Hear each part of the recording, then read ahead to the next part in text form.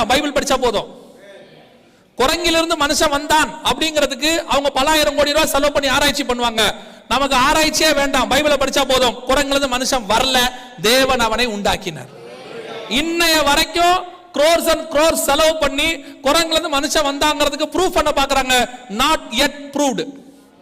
இது வரைக்கும் ப்ரூவ்ட். குரங்குடைய குரோமோசோனுக்கும் மனுஷனுடைய குரோமோசோனுக்கும் என்டையர்லி டிஃபரண்ட். ரெண்டும் இன்ன வரைக்கும் செட் ஆகல, இன்ன வரைக்கும் ப்ரூவ் பண்ண முடியல. அதுதான் சொல்றேன், விஞ்ஞானம் சொன்னதுனால எல்லாம் சரியாயிடாது. வேதம் சொன்னதான் சரி, வேதத்துக்கு ஒத்த விஞ்ஞானம் சரி. எப்படிங்க பைபிள்ல விஞ்ஞானத்தை பத்தி நம்ம பார்க்கலாமா?